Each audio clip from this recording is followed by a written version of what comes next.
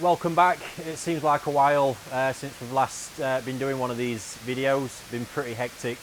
Koi Wholesale, it's a crazy time of year, planning shipments, new fish in, fish going out, etc, etc. We have got caught up on a couple of the previous selections, but today we are doing a new piece on some fish I'm quite excited about. They're single coloured mujimono, Karashigoi, fish that many of us love, from Okawa Koi. Now, this lineage really caught my attention last year. First of all, when I saw the fish and saw the colour of the fish, really stood out, and the bone structure just looked incredible. It was last year was the first spawning of them. This is the second batch, so yeah, on today's video I have got a couple of examples from last year that I've been growing on to show you, to give you an idea of where these are going to head. But yeah, just a bit of background information. I mean, the lineage that is used to form these fish, parent fish have come from Sakai in Hiroshima, and we're talking Konishi as well. So for me, two of the very best Karashigoi bloodlines right now been fused together to create these examples. And yeah, these are real jumbo lineage growing machines. You know, the DNA is all there. Okawa himself has produced multiple examples at 18 to 20 months old that have been 70 centimetres. It's just absolutely phenomenal.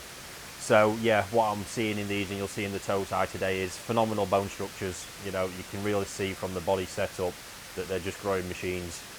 Pigmentation already looking really good. We'll see from the nissai example, you know, where I'm expecting that to head.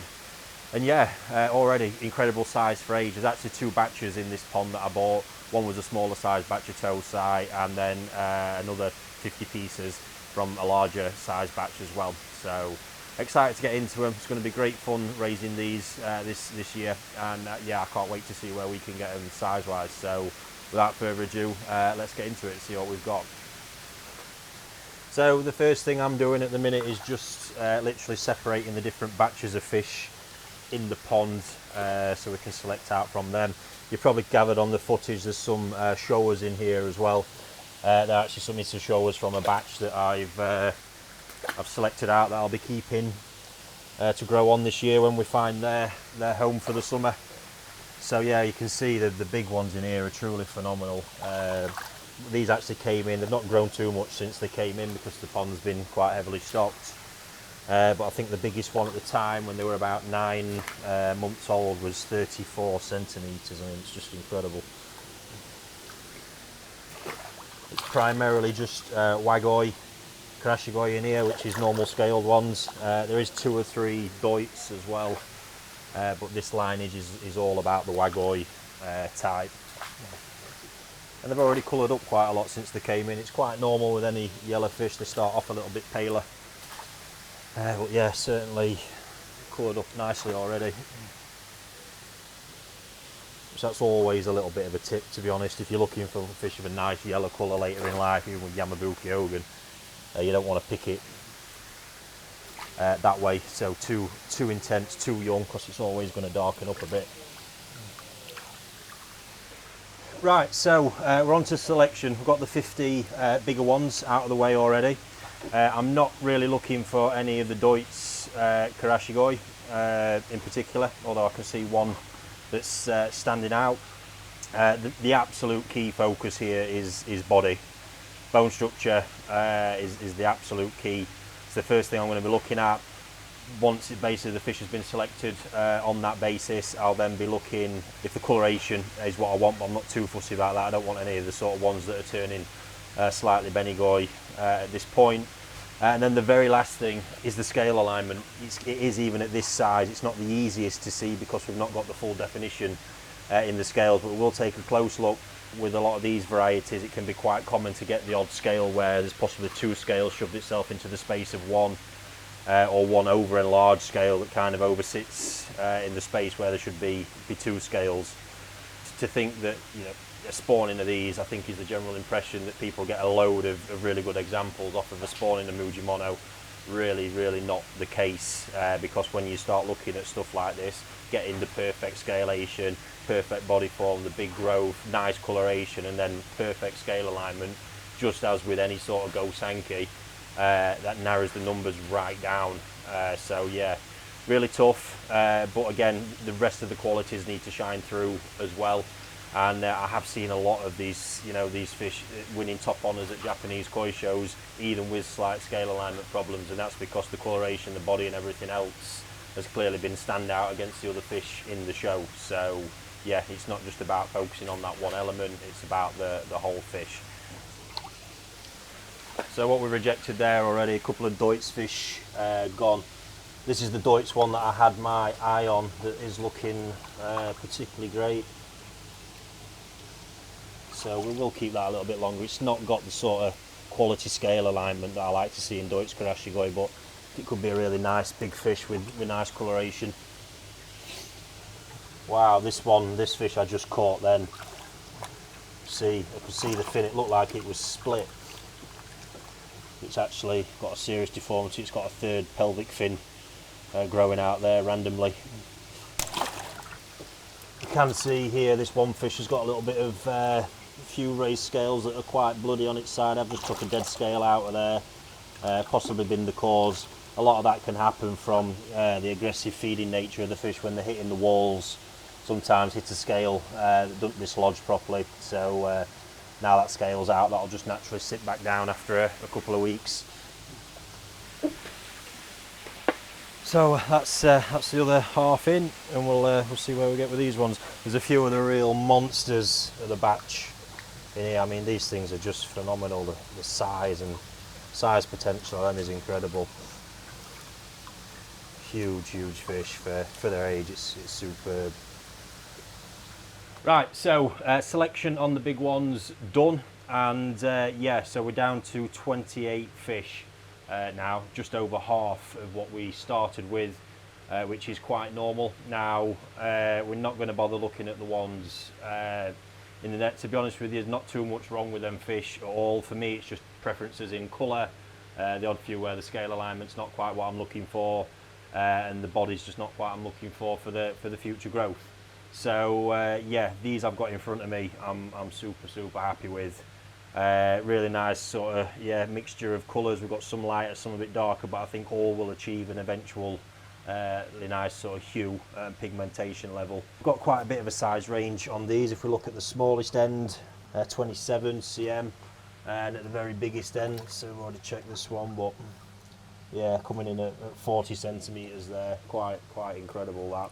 This is going against a few of my sort of golden rules at the minute, because this pond is going to have a very mixed size range with these Karashigois and the others, but at the moment we're not really pushing these. I'm just keeping them on tick over, doing what we can until they find their eventual homes.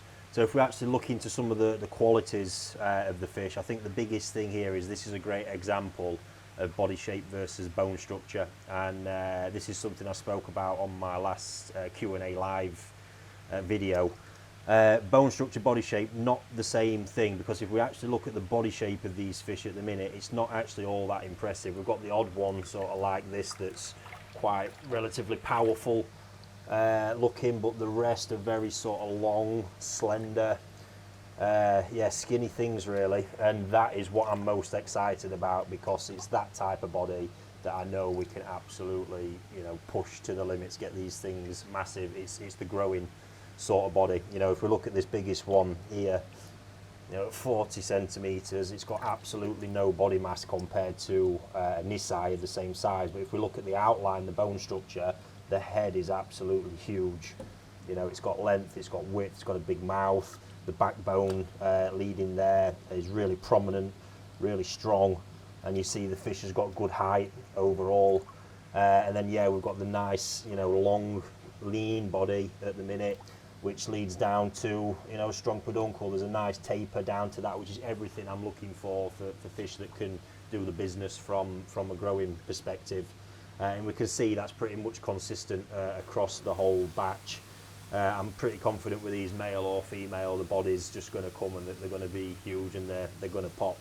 So and then we've got the sort of pigmentation side. Obviously we've got these paler ones, which I would expect to stay paler looking at them now. They will darken up a little bit, and then right next to it you've got that as a direct comparison. Stronger yellow colour, where there's actually some pigment in the cells as well, which is going to come out and make that colour thicker as they get bigger.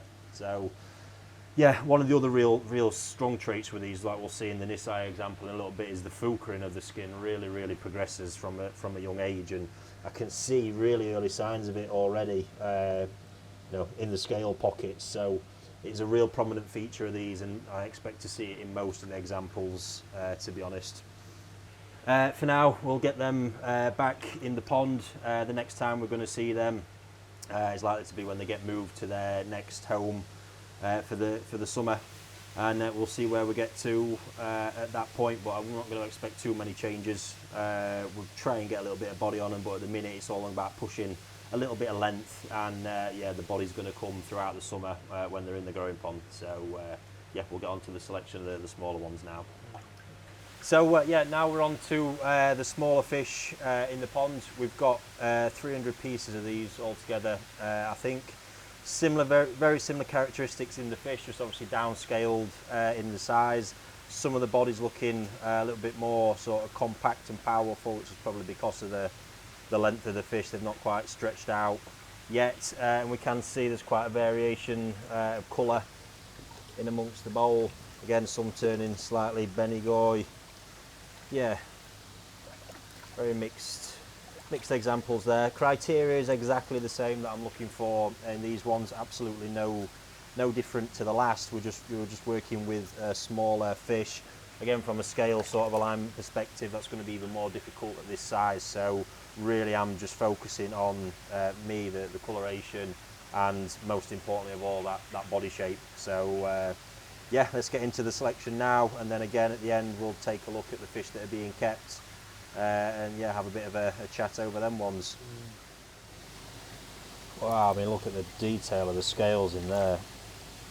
Capture a nice white mark in between everything where the fulcrum is going to progress on that fish. I mean, that could potentially look incredible as that gets bigger. I always tend to admire the breeders who produce these sort of varieties, because again, I think the general consensus is that they're really simple to produce a lot, that sell for a fair price. But when you actually look at the selection process, this is something I'm really keen to point out. You have to grow these to a certain point a lot of the time in order to see the faults, at which point the likes of Gosanki would have already been rejected, because you can see what's going on a lot earlier and they're a lot easier to read. So yeah, it's pretty hard work in the selection process as well. They think a lot of culling doesn't go on in selecting. It does, because it needs to. I mean, if you look at a guy I've always admired, Chogoro, produced Parachina for years and years. It's just a one coloured variety where the attention to detail in looking at the luster and the shine. And when they're doing that and they're only a few centimetres long, and you're doing it all day, hundreds of thousands of fish, it's super impressive to have that dedication to do it in order to produce the quality of fish that he does. So yeah, it's really important. Producing any variety of quality is not easy, and just because these are just one colour, they shouldn't be looked at as being any less difficult than producing any other variety. Again, in this size, I'm not keeping any of the Deutz fish. They'll just instantly go at this point. I'm a huge fan of Deutz Karashigoi, by the way. I think they're absolutely stunning, but I love to see the three really symmetrical scale lines down, and it's the ideal perfection with them for me. They look stunning. Again, very hard to get like that. This is not a lineage that is producing Deutz. They're just coming through by chance. Right, so that's selection done on the smaller size. Again, we can see, looking at these, really consistent sort of traits in my selection. There's a narrow range of sort of colour variation for what I'm wanting. Body characteristics on these, despite being smaller fish, are exactly the same as the others. Body probably looks a little bit more powerful at the minute. Let's say with them being smaller, they've probably just stocked out a little bit. But as these, I'd expect with the growing regime we've got in this pond, these are going to stretch out to get a bit of size, and like the others, start gaining that body during the summer. So yeah, size range on these, we're looking 20 cm getting up to about 24 cm on average. Well, I want to give them the most amount of space possible to maximise the growth on these. I'm really looking to produce some big nissai. I'm quite excited about doing so. Growth wise, we're going to be putting these on a straight sake growth. Going to be cranking the temperature right up, hitting sort of 24-25 degrees on these ones. Stocking level in the ponds just fell massively, so I'm going to expect to spurt now on these through to the next selection. So yeah, last thing to do, we're just going to catch up the couple of examples, the bigger ones, so you can get an idea of where these are likely to head and understand more why I'm so excited about this particular lineage. Right, so in the bowl we've got one of the nissai that I've raised last year. Now this fish, the quality's there for all to see. It's absolutely superb, and to be fair, it didn't even have the best of growing seasons. They were left in an outside pond for quite a while, then brought back indoors into one of the growing ponds, and even then this hasn't been in a pond that's particularly been pushed hard. It's just sort of been, yeah, on tick over for the winter period, and even still we've managed to achieve 49 cm on that one already, which yeah, I'm happy with given what it's been through. But just have a look at the fish. You know, this bone structure and body shape come together here, because now we've got some of the volume on the big bone structure. I mean, you look at the head, the height of the body here, this backbone pulling through, just so powerful. It's carrying real, you know, there's a nice taper still, but there's real thickness and then power sat in the peduncle here. But yeah, you just got to look at the head. Look, I mean, absolutely fantastic. Big mouth, big power coming in it. It's very plain to see. And then we look at the qualities. I mean, the coloration of the fish, absolutely superb. It's not done yet as well, so we know it's going to be able to maintain this level of coloration as it gets bigger. And yeah, you know, filtering already really starting to pop. And this is what I've said, you know, it's quite rare to see it this well progressed in such young fish, so it's just going to get more and more intense and have more impact as that fish gets bigger. And yeah, what a piece, absolutely stunning. And I hope from that and the next one I'm going to show you, you can really get an idea for what's to come from these little ones, because they share the exact same genetics, and yeah, all the raw ingredients are there to make it happen. And this growth has been effortless, so you know, I'm excited to see, you know, when they get pushed. The next one I'm going to show you has been pushed a bit harder, and you'll see it's gone to another level. But yeah, it's going to be a fun year with these ones, so we'll get the other one caught now and take a look at that. Okay, so we have got yeah, the other nissai example in the bowl now, which has had, you know, a fair bit more effort put into it. Still not anywhere near the standards of other fish we raised last year, but yeah, you can already see massive difference in the progress of this one. It's been in quite a low stock pond with some other much bigger fish, to be honest with you, and we're, yeah, hitting 55 centimetres with that one, and it could have been a hell of a lot more. It was in a pond that was actually having a winter growing season, but even that's been disrupted because of fish movements and needs for the pond, unfortunately. But yeah, pretty much, you know, much of the same qualities as with the other one. You can see it's just the body's going to another level on this fish with that extra length. We can see the power. I mean, the side profile of the fish, look at the height. It's just insane. Real power there from, you know, bottom of the fish right up to the top. There's a lot there for future weight gain, for that body to build further. We can see again the really progressed filtering, looks absolutely incredible. The shade of the fish as well, the coloration, the hue, it's just superb. And I mean, look at that head again. Absolute machine. Love it. Just a very desirable fish, that. So yeah, if I get 2 or 3 out of all them turn out anything like that next year, I'm going to be, or at the end of this year, going to be over the moon. We'll hope for more, and I think, you know, size wise, with a bigger fish in there, you know, 60 cm nissai, maybe even bigger, should be easily achieved if we manage to free up the right pond for them. So yeah, Okawa Karashigoi, that's them in a nutshell. Again, I'm tipping this is the sort of lineage to have at the minute, sort of cost wise, against the other 2 big ones, the Sakai and the Kanishi. Much more affordable overall, but for me equally as, you know, good in quality. as those lineages. And yeah, this is true jumbo potential fish that yeah, in any environment they're not going to struggle and they're going to be massively dominant. So yeah, thanks for taking the time to watch, and we'll have more updates on these ones soon.